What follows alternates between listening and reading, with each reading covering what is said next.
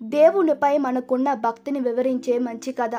ఒక రాజ్యంలో ఒక రాజు ఉండేవాడు. అతడికి న్యాయం అంటే చాలా ఇష్టం. అందరి కష్టసుఖాలను తెలుసుకొని మంచిగా పరిపాలన కొనసాగించేవాడు. ప్రజలంటే చాలా వాత్సల్యం కలవాడు, ధర్మ స్వభావం కలవాడు. అతడు నిత్యం భగవంతుని ఎంతగానో ప్రార్థించేవాడు. రోజు చాలా శ్రద్ధగా భగవంతుని పూజ, స్మరణం, నామజపం చేసుకునేవాడు. ఒకరోజు భగవంతుడు ఆ రాజుకి ప్రసన్నుడై అతడికి దర్శనమిచ్చి ఇట్లా అన్నాడు: రాజా, నీ భక్తిని మెచ్చుకోలేకపోతున్నాను. నేను చాలా సంతోషపడ్డాను. నీకు ఏదైనా కోరిక ఉంటే చెప్పు.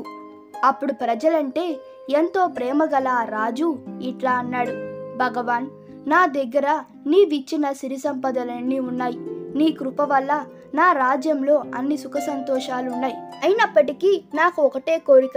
ఏంటంటే, మీరు నాకు కనిపించినట్టే, మీ దర్శన భాగ్యంతో నన్ను ధన్యుడు చేసినట్టే నా రాజ్యంలోని ప్రజలందరినీ కూడా కృపతో మీ దర్శన భాగ్యంతో ధన్యులు చేయండి. వారికి మీ దర్శనాన్ని ఇవ్వండి మహాప్రభు. భగవంతుడు రాజును చూసి ఇది సంభవం కాదు కదా అని ఏదో చెప్పబోయాడు.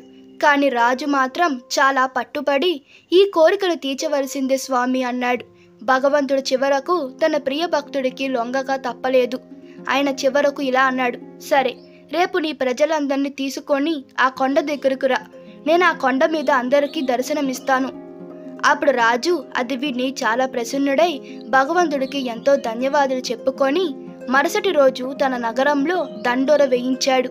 రేపు అందరూ కొండ దగ్గరకు రాజుగారితో పాటు వచ్చి చేరవలసిందే.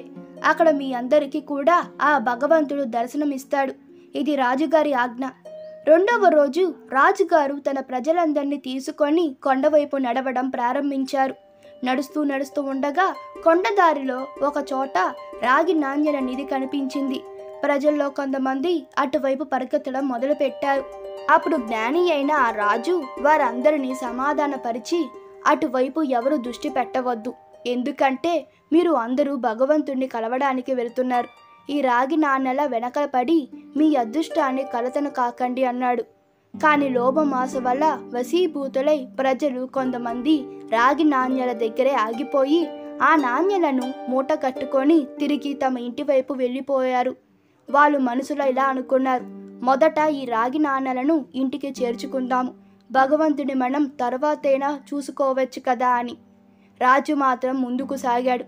కొంత దూరం పోయాక అందరికి ఒక చోట వెండి నాణ్యాల కొండ నిధి కనిపించింది. మిగిలిన ప్రజల్లో కొందరు అటువైపు పరిగెత్తాడు. వెండి నాణ్యాలను మూట కట్టుకొని ఇంటి వైపు వెళ్ళిపోయారు. వాళ్లకు ఈ అవకాశం మళ్ళీ దొరకదు అని అనిపించింది. వెండి నాణ్యాలు మళ్ళీ దొరుకుతాయో లేదో తెలియదు. భగవంతుడైతే మళ్ళీ ఆయన దొరుకుతాడు కదా అనిపించింది.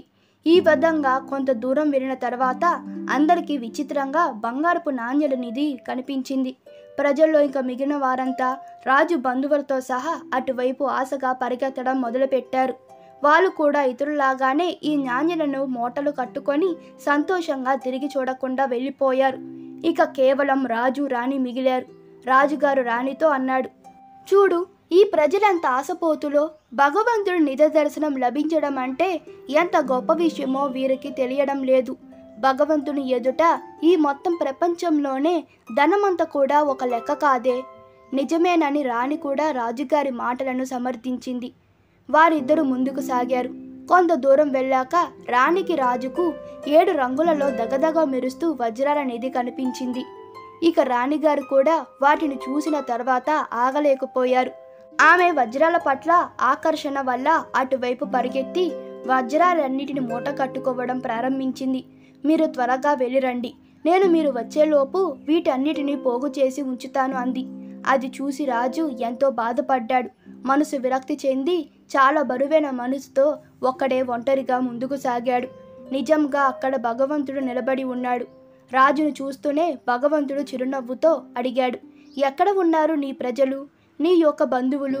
నేను ఎప్పటినుంచో ఇక్కడే నిలబడి మీ అందరి కోసం ఎంతో ఆతృతతో ఎదురు చూస్తున్నాను. రాజుగారు చాలా సిగ్గుతో భగవంతుని ముందు తలదించుకున్నాడు. ఇది చూసి అప్పుడు భగవంతుడు రాజుకు ఈ విధంగా వివరించాడు: ఓ రాజా, ఎవరైనా సరే తమ జీవితంలో భౌతిక సంసారిక లాభాలను నాకంటే ఎక్కువని వారు భావిస్తారో వారికి ఎప్పటికీ నేను లభించను, కనిపించను. వారు నా స్నేహాన్ని కానీ కృపను కానీ ఏనాటికి పొందలేరు. నీతి: ఎవరైనా సరే తమ మనసు, బుద్ధి, అంతరాత్మతో భగవంతుని శరణ వేడుతారో, ఎవరు తమ లౌకిక మోహాలన్నిటిని విడిచి ఇష్టంతో, భక్తితో భగవంతుని కొలుస్తారో వారు అన్ని కర్మల నుండి విముక్తులై మోక్షాన్ని పొందుతారు. మన తిరుమల శ్రీనివాసుని కలియుగ ప్రత్యక్ష దైవం అని పెద్దలు ఊరికే అనలేదు. స్వామివారి మహిమలు వర్ణాతీతం. ఎవరి కోరిక ఏదైనా సరే ఆయన పాదాలు చెంత పెట్టండి చాలు, ఇక ఆయనే అన్ని చూసుకుంటాడు. ఈ వీడియో మీకు నచ్చినట్లయితే మీ అభిప్రాయాలు కామెంట్లో తెలపండి. Please like, share and subscribe to my channel. Thank you.